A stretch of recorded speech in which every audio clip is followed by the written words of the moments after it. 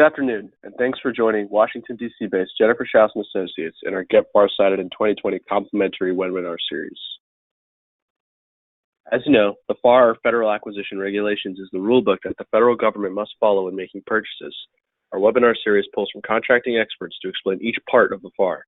It is complimentary and recorded. We'll post all of the recordings on our website and YouTube channel, where we have over 300 government contracting webinars available for download. A special thanks to our webinar partner in the series, the National Veterans Small Business Coalition Education Foundation. Please visit their website to learn more about the organization.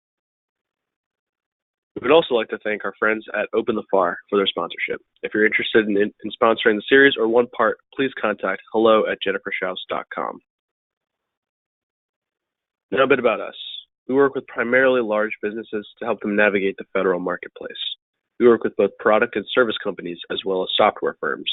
Our clients span the globe and include publicly traded organizations in a variety of sectors. We provide market analysis reports, contract administration, contract vehicle assistance, and more. All of our services can also be built into a training course for your team. Learn more about us on our website.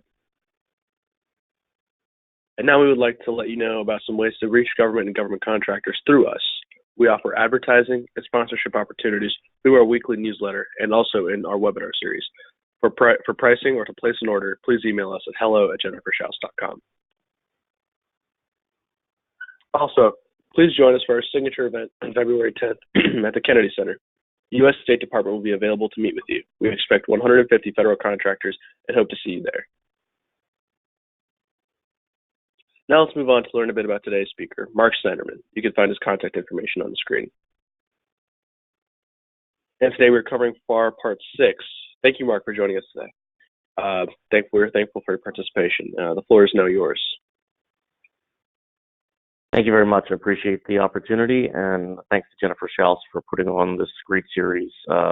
It's really important to have a holistic understanding of what the FAR is and how it works in order to work in government contracting. So I think this series is really important for everyone. I hope you enjoy hearing about FAR Part 6 competition requirements. Next slide, please. So let's just an overview of what we're going to do today. We're going to talk through the different sections of FAR Part 6. 6.1 is full and open competition. 6.2, full and open competition after exclusion of sources. 6.3, other than full and open competition. 6.4, sealed bidding. 6.5, advocates for competition. Next slide, please. So like I said, it's really important to sort of get a holistic view of what we're looking at. And there's really two overarching theories in the FAR on competition. One is that competition will promote the public interest. And second, that competition will yield value. So those are really the drivers behind when the FAR was written in order to understand, sort of what were they thinking when they wrote this long section on competition and try to carve out some rules as to how we would look at it. Next slide, please. A lot of it's based on what's called, you might have heard the term CICA, which is the Competition and Contracting Act, which was passed in 1984. And Congress passed this in order to increase the competitive nature of government procurement. Really what they were looking for was to promote, economy, efficiency, effectiveness, through the use of full and open competition to the maximum extent possible. Now, not all contracts are subject to CICA, and the FAR is how CICA was implemented within the GovCon industry.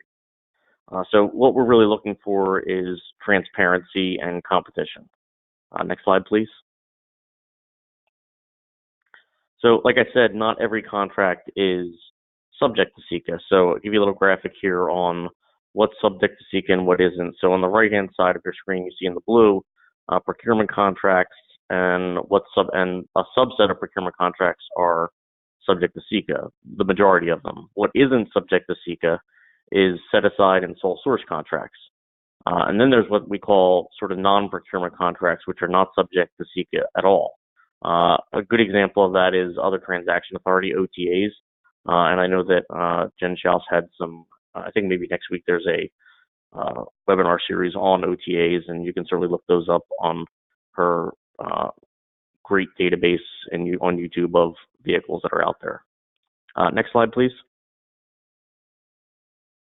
So I wanted to sort of give you a high level of understanding of competition post-SECA, because you have this increased competition. The goal is, to increase competition through full and open in the 80s when SECA comes out.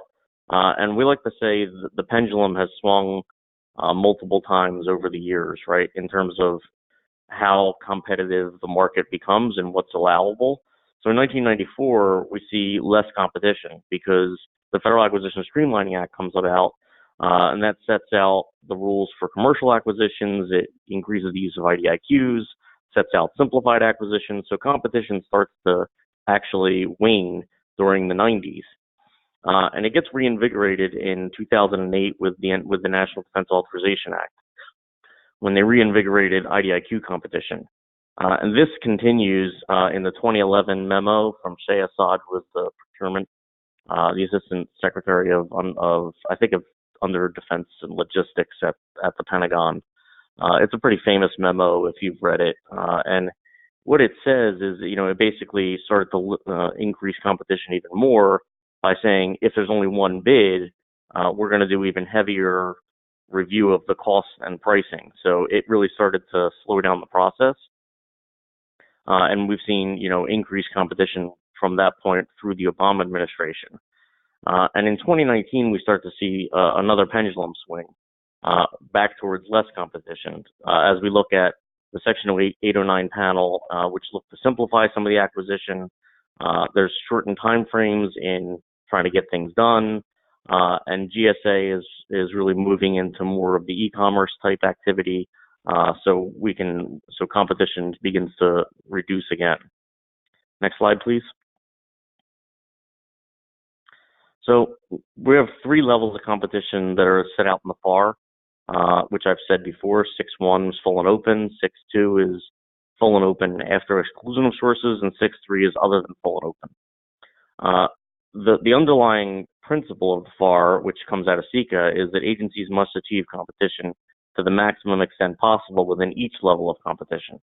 So if you look at a full and open competition after exclusion of sources, they still need to seek competition whenever they can. So sole source is sort of the holy grail for most of us as a contractor, but from the FAR side, from the government side, they want to avoid that as much as possible so that they can increase competition, which arguably increases transparency and price and all the good stuff.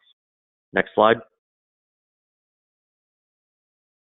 So full and open competition is where all responsible sources are permitted to compete, and this is under FAR subpart 6.1. So contracting officers will provide for full and open competition by using competition procedures to solicit offers and award contracts unless they can justify using full and open after exclusion or other than full and open. So essentially, if you read as this reads, this is the default. The default should be we're going to use full and open. And contracting officers must use the competitive procedures that is best suited for the particular contract action. Next slide. So examples of competitive procedures that are promote full and open are such things as sealed bids, and that will be discussed when you get to FAR Part 14. Competitive proposals, which has negotiation in it, which is FAR Part 15. You can combine competitive procedures like a two-step sealed bid, or there's other types of competitive procedures like the Federal Supply Schedule. So all these items are examples of what types of competitive procedures are out there for full and open competition. Next slide. So full and open competition after exclusion of sources is when SECA provided for instances where there would be a competition which excluded certain participants.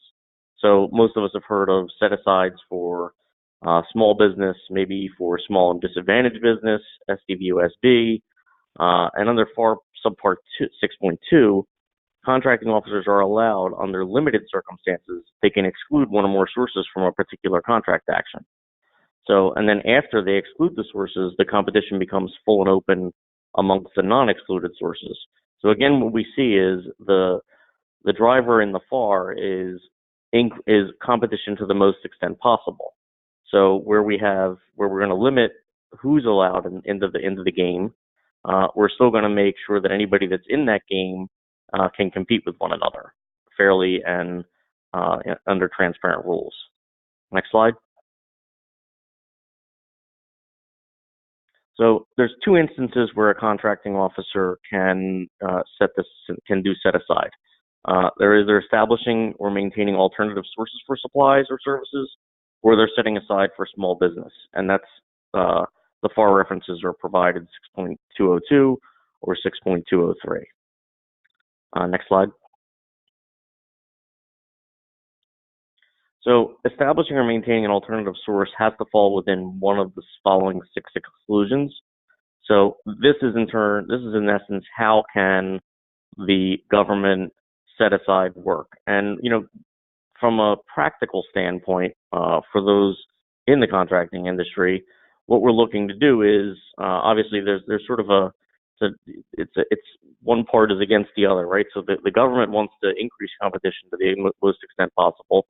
And for those in the GovCon industry, obviously you're looking to try to limit competition whenever possible, so that you have a better chance of likelihood of success to win the work.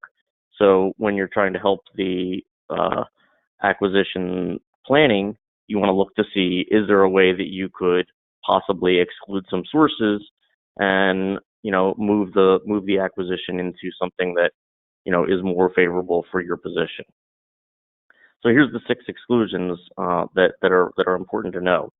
1, increase or maintain competition, and it's likely to reduce in the overall cost of the acquisition. 2, it could be in the interest of national defense in having facilities, producers, manufacturers, other suppliers available for national emergency or industrial mobilization. It could be in the interest of national defense in establishing or maintaining an essential engineering, research, and development capability provided by an educational or a nonprofit institution or a federally funded research and development corporation. Next slide.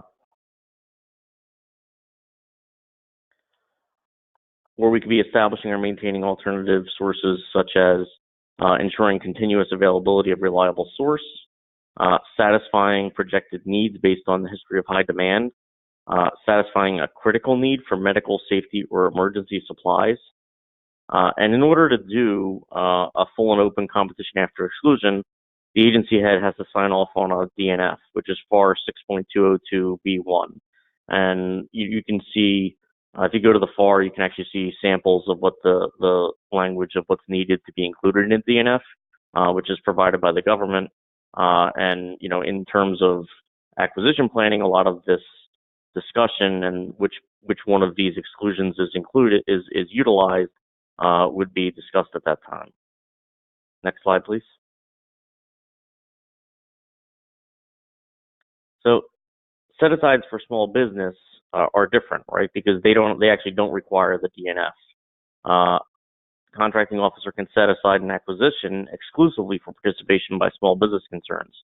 And what drives that is what is called the rule of 2. And you'll learn about the rule of 2 when you get to FAR Part 19. Section 19.505-2 talks about how if there are 2 sources that are small businesses that can accomplish the work at a reasonable price, then the contracting officer can set that acquisition aside exclusively for small business. And there's additional small business set-aside guidance in FAR 6.2. And a lot of these are, sort of the traditional set-asides we hear about. 6.204 talks about how to set aside work for 8A. 6.205 provides for hub zone set-asides. 6206 for SDVOSB for veteran-owned businesses. And then there's 6207, which is for local firms during a major disaster or emergency. So in the event of a hurricane or significant natural disaster, there may be local firms that are available to use, and they want to move quickly and efficiently to get work done, and the government could set aside work so that only those companies could participate, which obviously makes a lot of sense in the terms of, even though we're driving for competition, in an emergency, you'd want to be able to move a lot quicker. Next slide, please. So That's basically the requirements for the full and open competition, and then full and open competition with set aside. And now we're going to talk about other than full and open competition, which is FAR subpart 6.3. So agencies cannot contract without providing a full and open competition unless they can show a statutory exception from 6.302. And these are the 6.302 exceptions that exist. One, there's only one responsible source and no other supplies or services can satisfy agency requirements. Two, there's an unusual or compelling urgency. So wartime, you may see, other than full and open competition, where they set aside where it could be a sole source because of a compelling urgency need within the war. Industrial mobilization, engineering, developmental, research capability, or expert services. So similar to what we saw earlier in subpart 2, 6.2, where work can be set aside for nonprofits or FFRDCs doing specific engineering and developmental research, there is possibility to do other than full and open competition for research. OTAs typically fall under this type of category, where the work is other transaction authority, separate agreements with the government for research and prototyping. Also, international agreement, or required or authorized by statute. Of course, national security and public interest are always put in here within the FAR, so that there are exceptions to the competitive rules and in order to be able to accomplish goals in wartime exigency or other urgent circumstances. Next slide. And 6.302 requires what we call a JNA, a justification and approval. That has to be in writing, and it's very specific requirements. And in 6.302-2B, you can see what those requirements look like. And just from a practical standpoint, a JNA is a significant piece of work for customers and contracts. They typically do market research to ensure the JNA will pass by. And approvals are based on dollar levels. So as the level of dollars that are looked to be set aside increase, the level of requirement for a signature increases, right? So it could just be, if it's a certain level, it's only contracts. At the next level, it goes to the small business advocates, and at the next level, you get to senior procurement officials, where you're looking for high-level Pentagon officials to sign off on competition on an acquisition to show why it should be non-competitive. So these become more difficult in terms of the practicality of obtaining this type of acquisition work. So that's why OTA is one of the favorite sons within the other than full and open competition, since it already has the justifications completed in order to have the OTAs in place. Next slide, please. So FAR 6.4 is sealed bids and competitive proposals, and sealed bids are to be sought by the contracting officer whenever the time permits the solicitation, submission, and evaluation of sealed bids. The award will be made on the basis of price and other related factors. It's not necessary to conduct discussions with the responding offerers about their bids, and there's a reasonable expectation of receiving more than one sealed bids. Competitive proposals can be used whenever sealed bids are not appropriate. And that 6.4 is a very small section of the FAR, but pretty critical to understand when are they going to be using sealed bids and when are they looking to use competitive proposals. Next slide. And the last section that we need to talk about in terms of FAR competitive competition and requirements in FAR Part 6 are competition advocates, which are designated from FAR 6.5. And the head of each agency that is required to designate a competition advocate for the agency itself. The competition advocate's job is generally to promote the acquisition of commercial items and use full and open competition, as well as understand and break down those challenge barriers to competition. The competition advocate sets goals and plans for acquisition strategy, provides reporting to senior procurement officials on metrics. So we see a lot of there's a lot of metrics that are involved, and GAO does reporting on these. And each year we look to see how much work was set aside for small business, how much work is flowing through IDIQs and task orders and task order type contracting. So that's the basis for Part 6, and that's really the overview that I have for you today.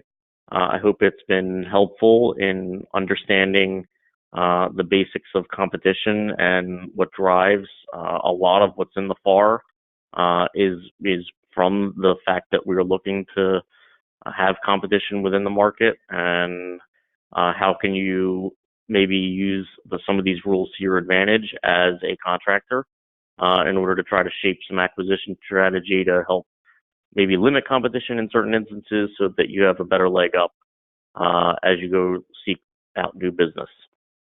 I thank everybody for their time, and thank you for joining me. My contact information is on the screen. It's Marc at SnydermanLawGroup.com. My cell phone's there. Feel free to give me a call, give me an email, and thank you very much. All right. Thank you, Marc, for a great presentation. As you said, his contact information is on the screen there. And if you have any questions about federal contracting or need assistance with any of our services, please contact us directly. Thank you again for joining us today, and this concludes the webinar.